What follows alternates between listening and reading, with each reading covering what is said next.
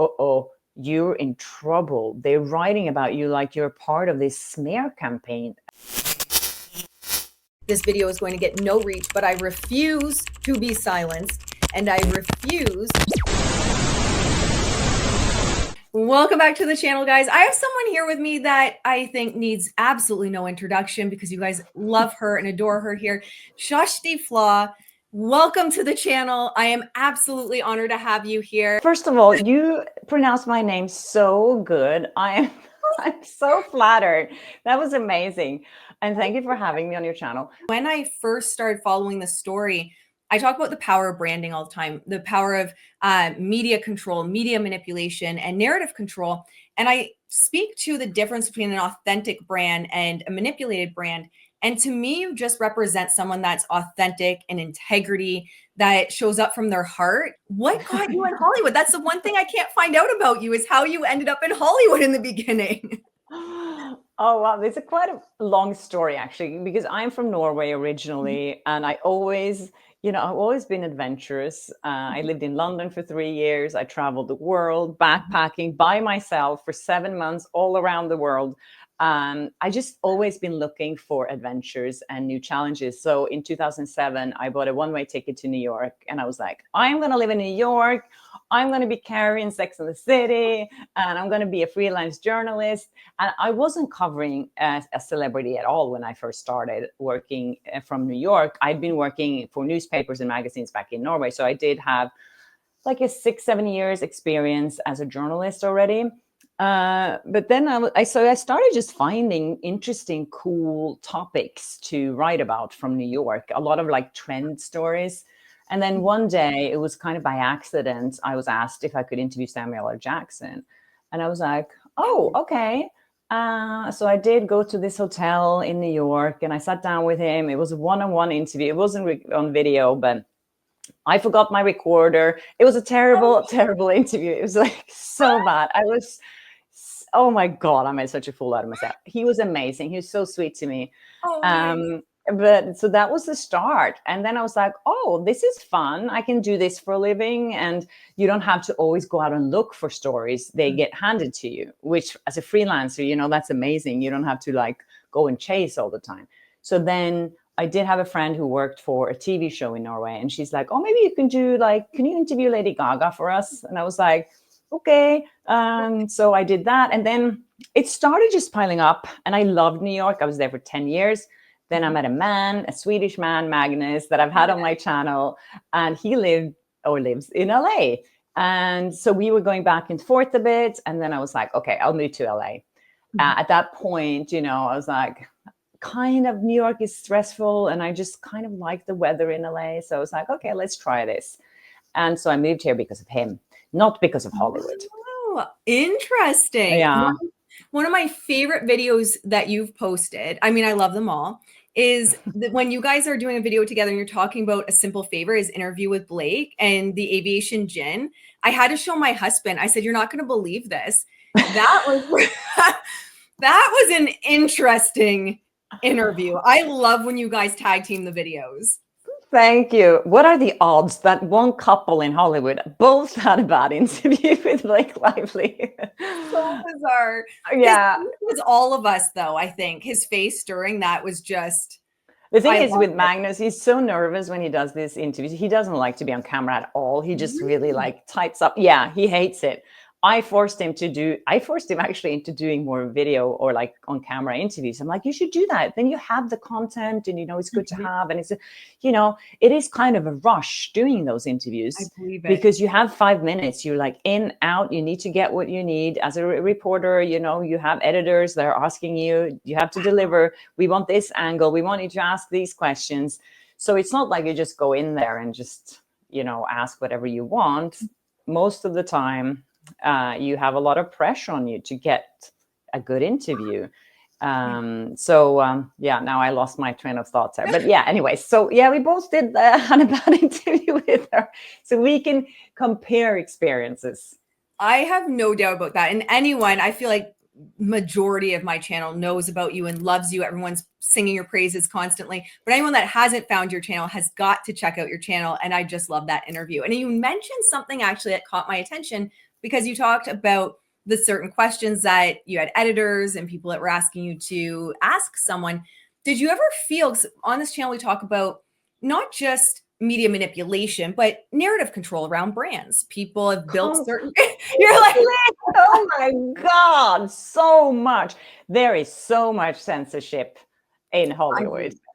You have no idea how many reporters have lost their interviews, that came to interview someone and walked away with nothing. Because they control everything. They invite you in to do an interview. They set up cameras. It's their equipment. So they own it until they give it to you.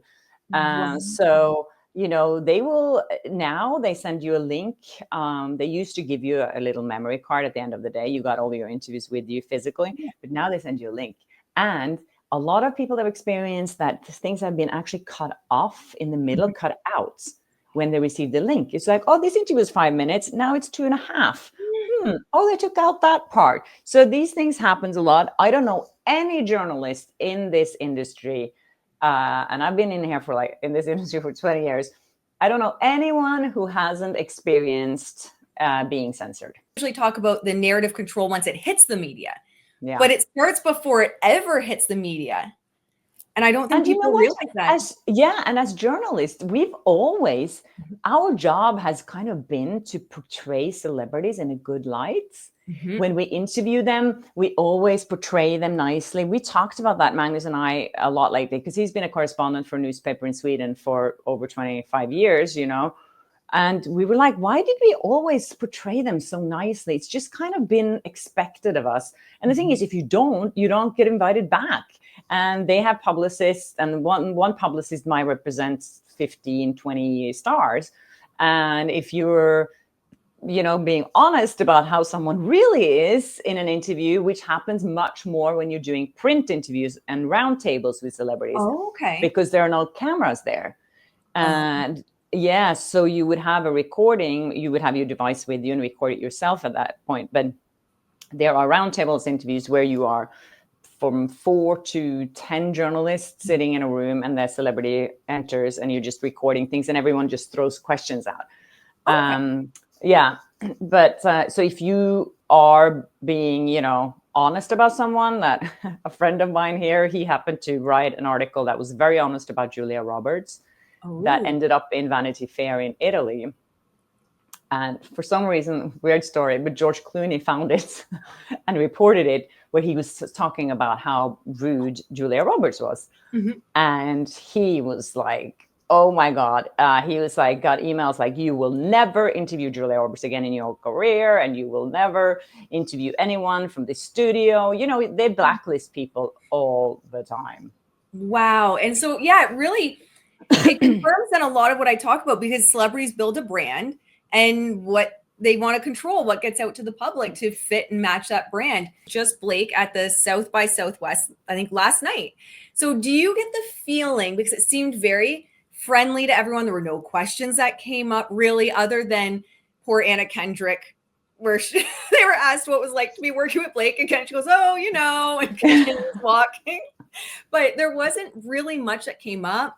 People were fawning over Blake. No one really seemed to ask Blake any questions. Do you think that people got the heads up ahead of time to be like, you're not talking? 100%. Oh my God, yes. There was no interview with Blake Lively, and obviously people wanted to interview her. And I think, you know, every journalist that was on that red carpet, I don't think there were that many that were allowed, but everyone, it was their duty to ask about this. If you ask me as a journalist, of course. And I saw Anna Kendrick was asked about it, and she's just like, oh, I don't know what you're talking about. I did ayahuasca for a year, and bye. So, of course, these things are so controlled. And, you know, I spoke to a reporter friend of mine the other week, and he covered the junket for the White Lotus premiere of the third season, where Parker Posey was.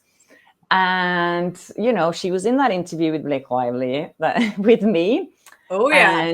And he had a publicist run up to him before Parker Posey came to talk to him.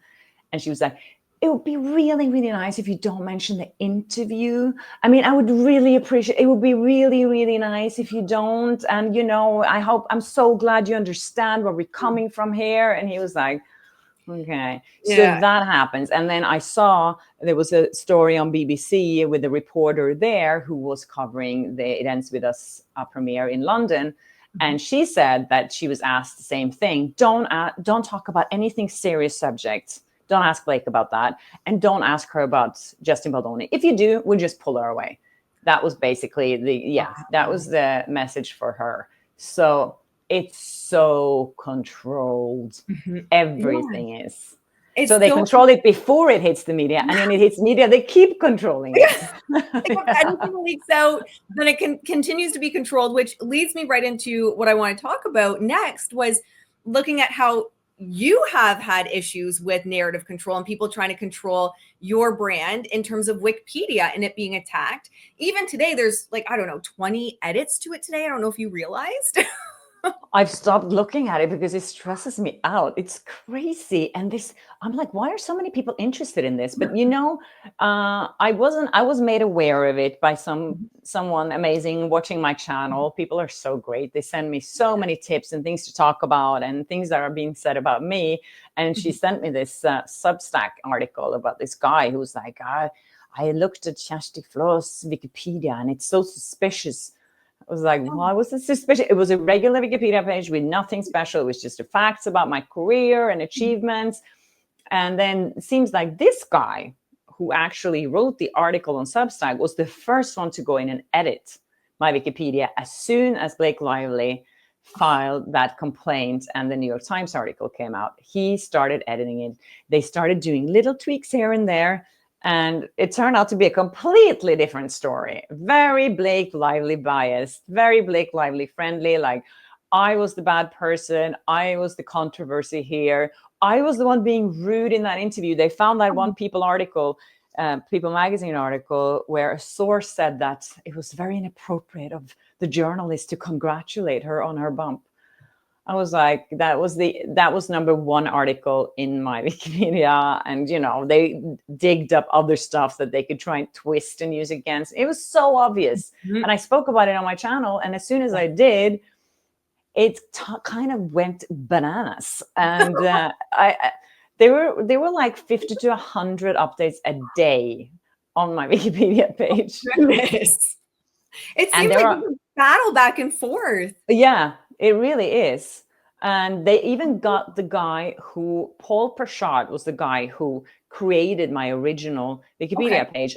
I didn't know him. I didn't know anything about him. I didn't even know I had a page until someone sent it to me. And I was like, oh, that's really nice. But they made him block him or banned him on Wikipedia. So he's not allowed to do any more edits. Oh my goodness. Yeah. So, I mean, that's pretty extreme that they went to that extent of blocking the guy who did a completely regular, Wikipedia page about someone. And it just goes to show the control behind the scenes. I mean, in reality, Wikipedia has these rules against sock puppet accounts for PR firms doing things like this, but it's been proven over and over again that it does happen and they have loopholes for it. You've never met Justin or his team. You've never interviewed him, correct? Even in his Jane the Virgin days? No, I didn't actually know who he was. My bad. I didn't know who he was before. No, okay. No, I probably should have, because I've been working in Hollywood, but I didn't know who he was. And, but yeah, no, I never talked to anyone. No, none of the PR people. I didn't know about that PR company. I didn't know who any of these people were until I read about them in the New York Times article that I had been working with them. I was like, oh, okay. What did that feel like, reading that and thinking, wait, what? I was so shocked. My boyfriend Magnus was reading it for me, because he wake up earlier than me sometimes, and he was reading the article and he's like, oh, you're in trouble. They're writing about you like you're part of this smear campaign, alleged smear campaign. I don't know if it was alleged back then. Then it was a smear campaign. Anyways, and I was like, wow. And then, of course, as a result, people believed it. And I started getting so much backlash.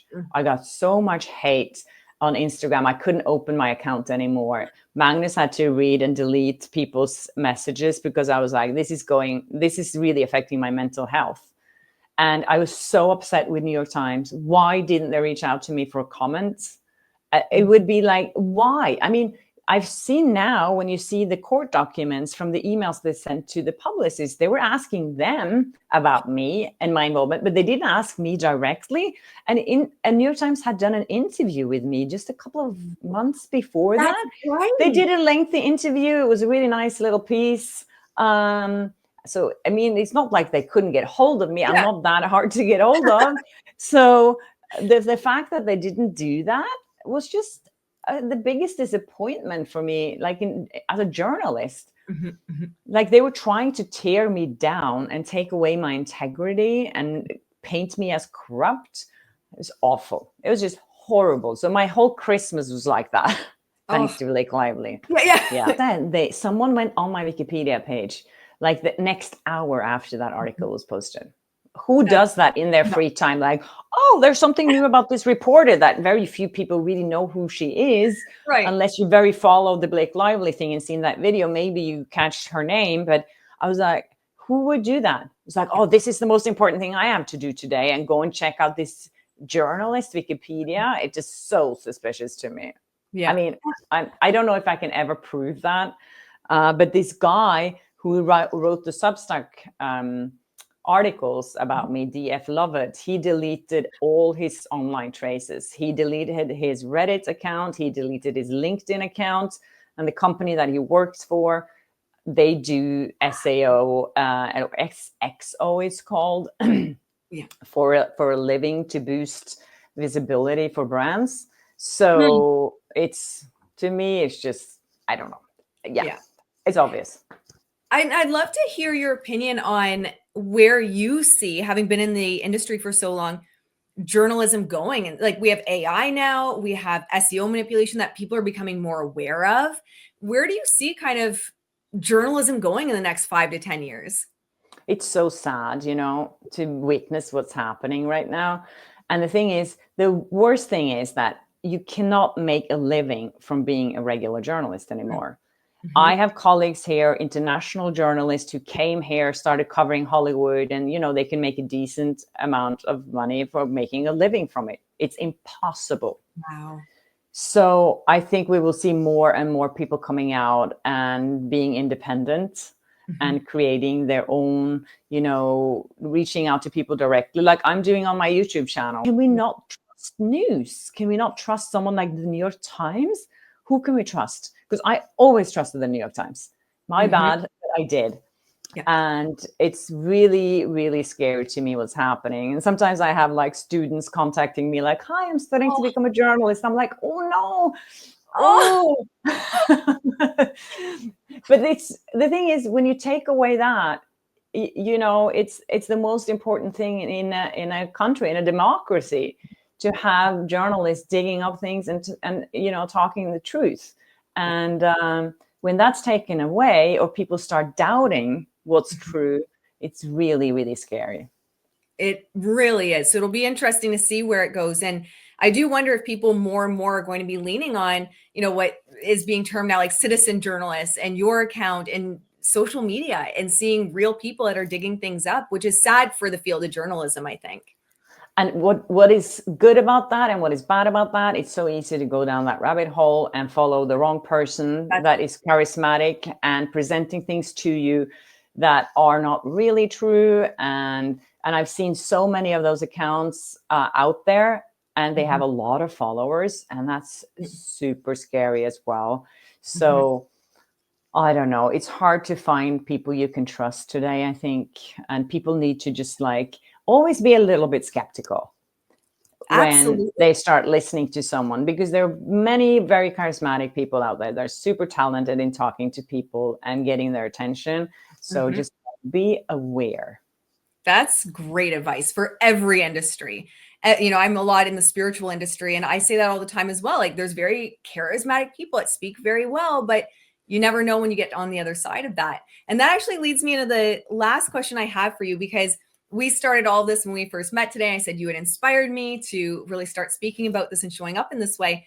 I'd love to hear, because it can't just be me. There's got to be a lot of people that you're inspiring behind the scenes, that your voice and you standing for truth is activating something in them to stand up for truth, whether it's a YouTube channel or something, just something in their life that they believe in, what would be your best advice for someone if they're looking at starting a personal brand online and say starting a YouTube channel about something they believe in? What would be your best piece of advice to get started? Oh my God, that's hard. I had a YouTube channel for many, many years. I started in 2014, I think it was. Mhm. So, and I posted my interviews up there. But I think today, especially, I think authenticity is what people are looking for. And I think also I've seen a lot of creators with big egos, and I don't think that's very attractive either. I think just need to be humble and listen to people. People are not very good listeners. You're a great listener, and you ask also, by the way, very good questions. Thank you. But listening to people is so important, and that's something that I, as a journalist, I've learned as well. It's like that's when you learn. And so I think listening to people, and also always listen to your own gut feeling, because sometimes you want to talk about something and then you feel like, oh, maybe this isn't a good thing to get out there. If your gut is telling you that, don't. And also your advice back to you is like, what's the worst thing that can happen? You spend time on something, and if it doesn't work, you've learned something. I remember seeing someone, I wonder if it was like George Clooney or someone I saw on Instagram the other day, saying like, what you learn the most from is the things that don't succeed. Beautiful way to wrap it up. That's so powerful. Thank you so much. I honestly, it's just such an honor. And I mean that. Like, I know I'm in the same world. You too. I found you on TikTok. I was like, I need to speak to this girl. She's amazing. So yes, I feel the same way. I'm so happy you got on my channel as well. And because you have so much like good insight here. Well, keep doing what you're doing. Thank you. And you prove it wrong. You hear all the time, like, don't meet your heroes because you're going to be disappointed. Guys, I have to say, she is as lovely and wonderful as you can imagine. Oh, no, you're too sweet. So, if anyone was wondering, if you are as sweet and wonderful as you come across on your YouTube channel, you are the real deal. And I just can't wait to see what's next for you. And you're changing the industry in many ways. Thank you. And same to you. I can't wait to see what's next for you. You deserve to blow up because you're so good at this and you're so relatable. And the way you present things makes, it's so easy to understand what you're talking about, even though for people like me, I'm not tech at all. But when the way you explain how things work, I'm like, oh, yes, that makes so much sense. So, That's so kind. Well, everyone, go over to Flawsome Talk, your channel. I'll put the link in the notes as well. It's been such a pleasure. Thank you again. And I have no doubt we have an episode over on your channel as well. Everyone go over, check out that. And we talked about SEO manipulation and narrative control over there as well. What I found, nobody wants you to hear.